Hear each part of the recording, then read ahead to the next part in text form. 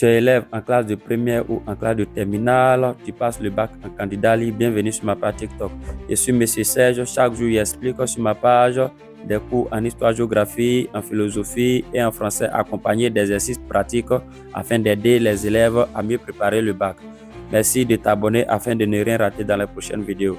Aujourd'hui, dans cette nouvelle vidéo, nous allons expliquer le deuxième volet, de la crise ou encore, la deuxième crise de Berlin. Donc, dans cette nouvelle vidéo, nous allons expliquer de façon claire et nette, la deuxième crise de Berlin.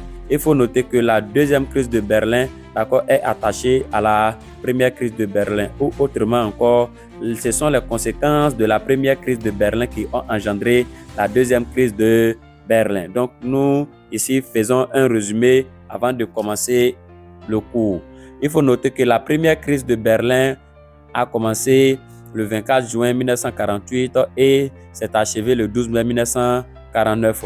Cette crise, s'est achevée à travers des conséquences, ou encore elle a eu des conséquences à la fin.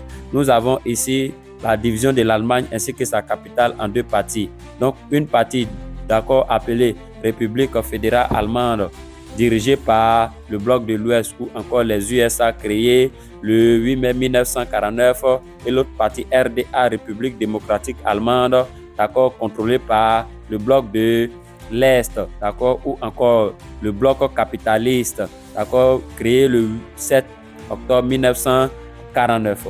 Donc, ce sont les divisions de l'Allemagne ou encore la dislocation, le partage de l'Allemagne en deux parties, ces parties citées qui sont à la base de la deuxième crise de Berlin. Donc, il faut noter que les deux présidents qui vont être confrontés, ou encore vont s'affronter pendant la deuxième crise de Berlin sont John Kennedy pour les USA et Nikita Khrouchtchev pour l'URSS. Comment cette guerre a commencé et comment s'est-elle manifestée et à la fin, comment a-t-elle terminé? Il faut noter que l'URSS a eu la partie qu'on appelle République démocratique allemande, RDA.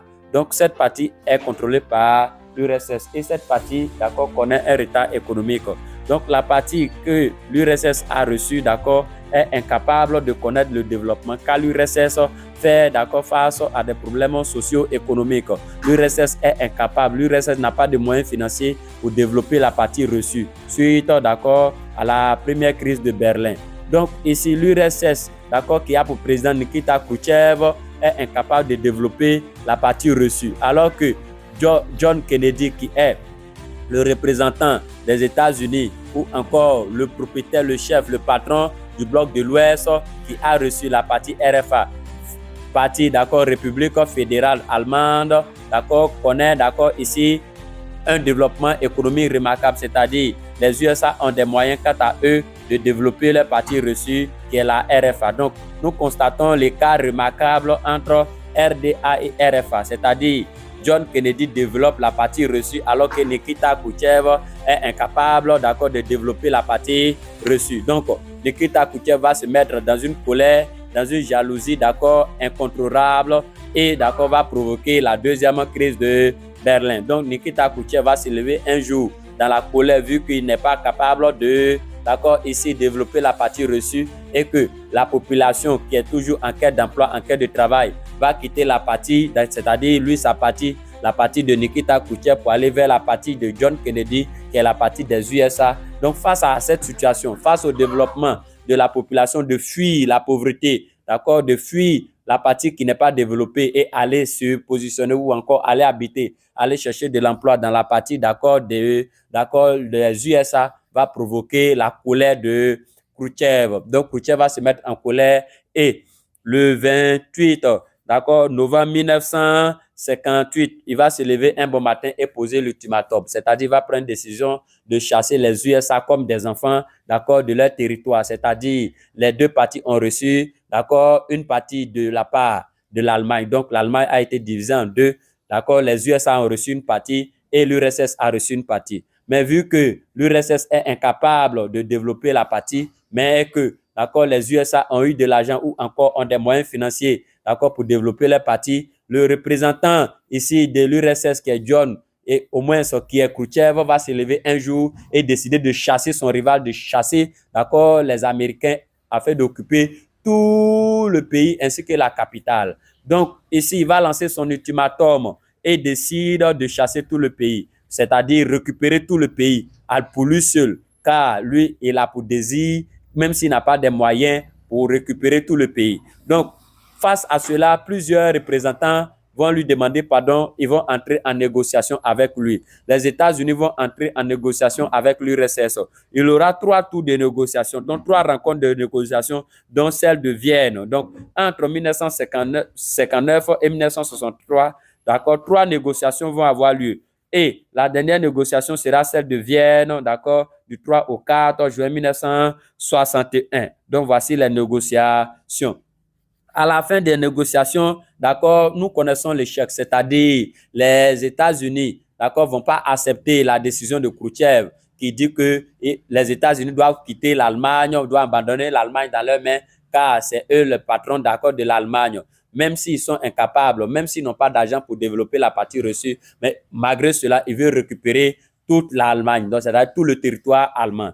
Donc voici ici présenté, d'accord, les négociations. Donc, face, d'accord, au refus de, d'accord, Kennedy ou encore le président des États-Unis, d'accord, de quitter le pays ou encore abandonner la partie qu'ils ont développée, d'accord, ici, Nikita Khrouchtchev, la partie de l'URSS, d'accord, va être clôturée. Donc, Nikita Khrouchtchev va se lever entre 12 et 13 août 1961. Il va se lever et construire le mur de Berlin, c'est-à-dire le mur qui va clôturer, le mur qui va entourer la partie qu'ils ont reçue. Donc, il va dresser un mur. Donc, voici ici les manifestations ainsi présentées.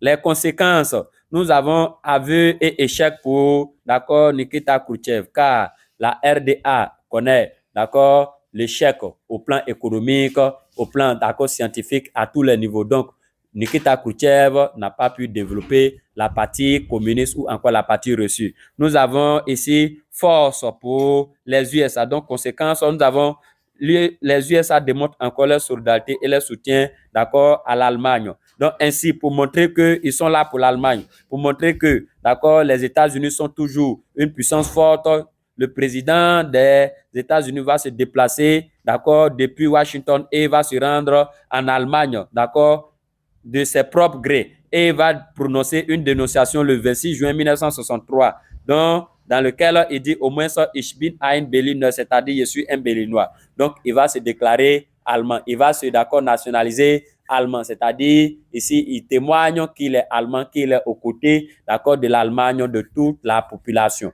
Donc, voici ce qu'il décide.